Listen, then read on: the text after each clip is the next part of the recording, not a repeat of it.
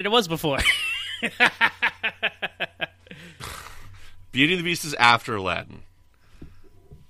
I can be wrong. I can admit it, but I don't think I am. So we're looking it up now. Let's see. Okay. Disney. Live on air. This is unedited. This is raw franchise fatigue. Disney, 1990s. The best part is that I'm going to edit this episode. Okay, yeah. Beauty and the Beast is 91. Aladdin is 92.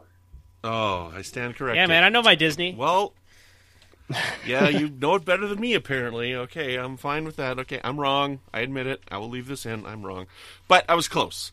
So, but still, Alan Menken and his team are what brought Disney back, with their music. And so this was at that time, right? And I think that it would have been successful, but maybe not as successful because of the CG animation. Well, so you're probably right on Well, that. there's just such a visceral life, energy to the CG. You have Buzz Lightyear flying, you have the rocket, you have the dog chasing, you have the cars. There's so much more, and it's not, it's not 3D, as a viewer, but it's 3D inside the screen.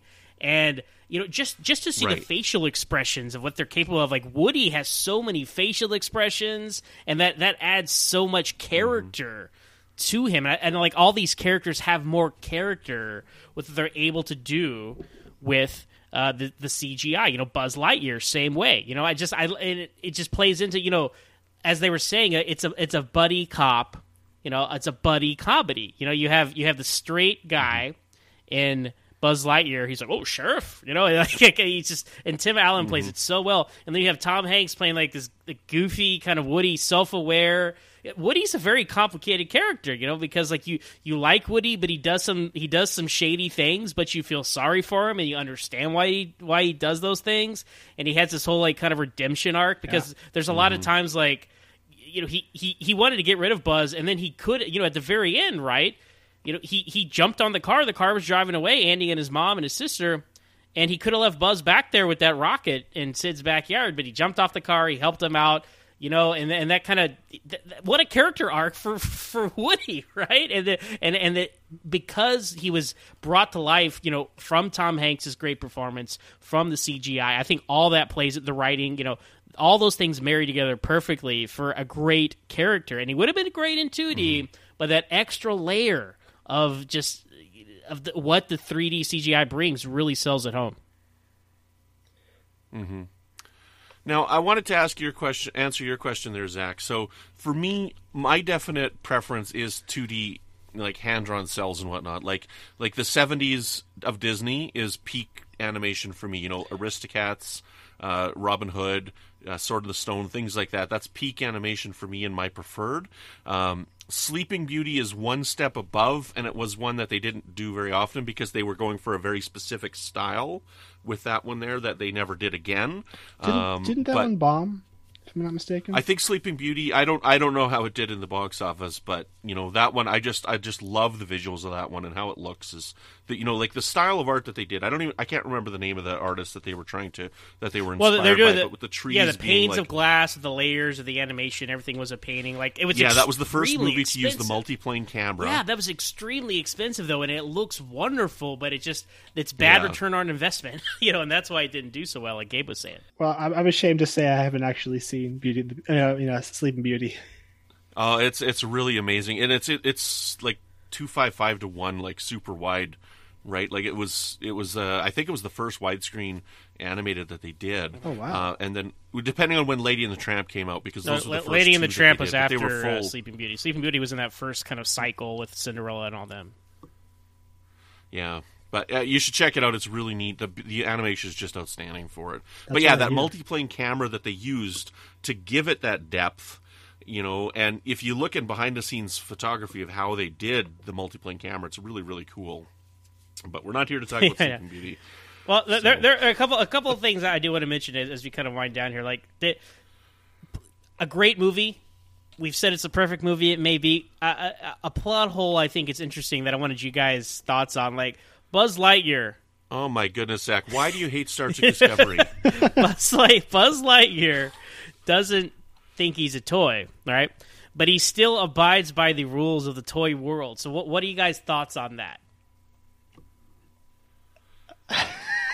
I don't care. Programming. I don't know.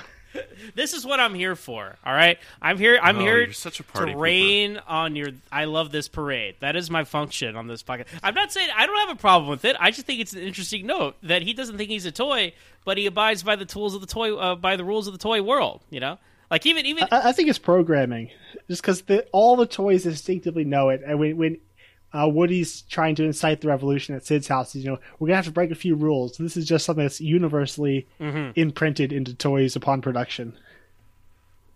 I'll take that, Gabe. And I like that, how he says, like, hey, we're going to have to break a few rules now, and everybody understands, because, as you said, they set up that, the rules of this universe perfectly with the toys. But anyway, that's just something I always thought about. But it doesn't bother me. It doesn't, I don't hold it against the movie. It's just something I think is an interesting note. That's all. I can't handle this negativity. Gabe, do you guys need a third? You're welcome over with us. That's the only flaw. That's the only flaw of the movie. That's the only flaw that I found. Okay,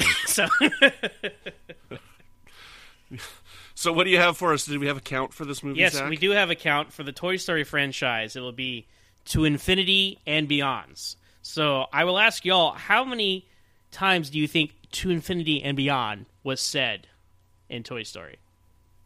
Oh, Gabe, you go first. Including the recording, or just Tim Allen saying it? Yeah, just including the commercials now, not in text, not on posters and bed sheets and things like that, but said out loud by any character. I'd say 6 or 7. Okay. I'd say 4. All right, well, Gabe, you said you've seen this movie more than any other ones, my friend. It's paying off because you were correct. It was 7. And I'll run down the list for y'all guys. So Buzz Lightyear says it just before he demonstrates flight when he first shows up in Andy's room. Andy says it when he's playing with Buzz before heading to Pizza Planet. And the commercial advertising the Buzz Lightyear toys when Buzz realizes he's a toy. It's said in that. Buzz says it just before jumping off the rail at Sid's house when he's jumping towards the window. Woody is impersonating Buzz when he's trying to convince the other toys that Buzz is there. That's a great scene, by the way, when he's trying to convince the toys, and he's got the arm that's flopping around, and he doesn't think, and this is a great moment there. Sid takes it outside when he's going to go take Buzz out in the backyard to be blown up.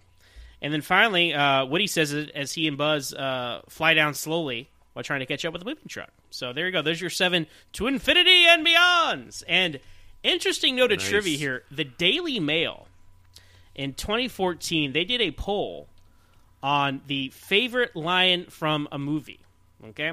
And Buzz Lightyear's To Infinity and Beyond won that poll. And it beat Michael Caine's You're Only Supposed to Blow the Bloody Doors Off from the original Italian Job by 1 vote. So the Daily Mail, according to them in that poll, that is the most famous line in movies. So, I would think it'd be like Bond, James Bond, or something like that. Yeah, so that blew my mind. I mean, like, it's a great line. May the force be with you. Or, right, yeah. Exactly. We're going to need a bigger boat, or you're going to need a bigger boat, right? I am your father, right? These are iconic lines. So give him an offer he can't refuse, right? We just did The Godfather. So, generational. I don't know what the sample size or the demographics were when they did that poll, but I think that was interesting to note that. But people say that still today. I know there's sequels and whatnot, but the original Toy Story is the one people remember. That's like put its stamp on pop culture, and people say To Infinity and Beyond all the time. And I really do think that's what's left its stamp. Nobody's saying reach for the sky, I've got a stake in my boots, somebody poisoned the water hole, right? People say To Infinity and Beyond. So, well, I think that small sample asterisk at the bottom was pulled 3 to 8-year-olds as they were leaving the movie theater. Maybe so. So guys, moment of truth here. I want to ask you guys what you would give the original Toy Stories. Now, for a clever for a clever turn of phrase for the rating, which I always try to come up with, I really had some trouble coming up with one for this one. So I would just ask you, how many monkeys in the barrel would you give Toy Story? So, Gabe, I ask you, out of 5, how many monkeys in a barrel would you give Toy Story? A whole barrel full. Okay, there it is. A whole barrel. 5 out of 5. What about you, Brandon? Yeah, I definitely, a whole barrel full. 5 out of 5 monkeys for sure. This movie is perfect. And I don't care about your nonsense plot hole. I found one flaw in the perfect movie. Every perfect movie is allowed one flaw, I think, and that's the flaw. But I agree. I reject with your flaw. I agree with y'all. I would give it 5 out of 5 monkeys in the barrel, the full barrel. This truly is a perfect movie, and even then that leads into our next question, as we always ask here on Franchise Fatigue. At this point in the franchise, as Toy Story 1 ends, is the franchise fatigued? Would you want to see another one? Has the story been told here? What's your take? No, definitely not. I mean, this is like this film functions as the beginning of a whole new form of animation. So it's the whole thing's about possibility in the future. So I say definitely not fatigued. There's so much more possibility in this world and with these characters. Mm-hmm. Yeah, I would agree with you. I think it's definitely not fatigued. It's going to be interesting when we get out of number 4 because, we always have a wrap-up episode as well as to, like, if they did another one, what kind of story would you like to see? And it's like, with all of these, without giving any spoilers or anything, all 3 are very original stories. And I would never have been able to predict where they took each of the sequels to this movie. So it'll be interesting to see what 4 is. I'm going into 4. I don't know anything about it. No trailers? Pardon me? No trailers either? No, I've seen nothing as of right now. The only thing that I've seen is the one poster, and then the poster that the Chucky movie ripped off. So that's all that I've seen so far. As I know that they did that with the remake of Child's Play. So I don't know anything else about the movie. I've seen one image because our friend Tony Robinson from United Federation of Podcasts, who creates our show art, has created the show art for each of the 4 episodes because we knew which ones we were doing. So I did have to go and search for a screen image to use. But that's all that I know. I don't know anything about it. So I'm really looking forward to number 4 and where it goes because I don't know a single thing about it. But no, this is not fatigued. I'm looking forward to number 2.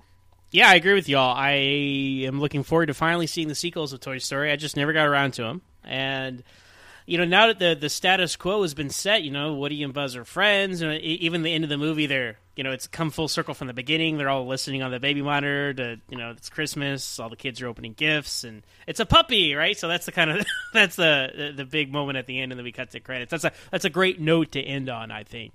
And then, hey, the possibilities are limitless. It's like, now they've created, as you said, Gabe, they've created this universe. Let's play around in it. Let's see where we can go. And I haven't seen the sequels, but as I understand them, as you said, Brandon, they're original stories. They're just rehashes of the previous one, and that's what you need to do in a sequel. So no, it's not fatigue, and I'm looking forward to carrying on with this franchise. Gabe, thank you so much for joining us today. We really appreciate you coming on the show and talking about Toy Story with us. Remind the listeners where they can find you online. Tell them again about your show and where they can find that and your Twitter handle and anywhere else they could find you on social media. Yeah, well, thanks for having me. This was really fun. So our podcast is called Franchise Fatigue. You can find us at franchisefatiguepodcast.com. And we're on Facebook as Franchise Fatigue Podcast and Twitter as @FranchisedPod. And for me, best place to follow me would probably be Letterboxd. It's like a social media for film nerds. I'm there as Gabriel Green, and I am on Twitter as Gabe A. Green. Mm-hmm. Excellent. Zach, where can people find you when you're not playing with your monkeys? Well, you can find me personally on Twitter at MoronZach. That's MoreOnZach. I'm also the host of my own podcast, Always Full into Smallville. We talk about each and every episode of the Young Superman show. You can find us on Twitter at Always Smallville with one S. I'm also host of Standard Orbit, Trek FM's original series podcast. We talk about all things Captain Kirk of the Enterprise over there, and you can find us on Twitter at Trek FM. And Brandon, when you're not pushing your friends out the window, where can people find you? You can find me on Twitter at Brandon Mutella. And yeah, I'm also on Letterboxd. I think I'm just at Brandon-Shea Mutella on Letterboxd. And, Zach and I, we rank our movies on there as well. We forget to promote that every once in a while, but we should, because it's all films, and we rank our stuff, and we talk about the sequels. That's true. Yes. You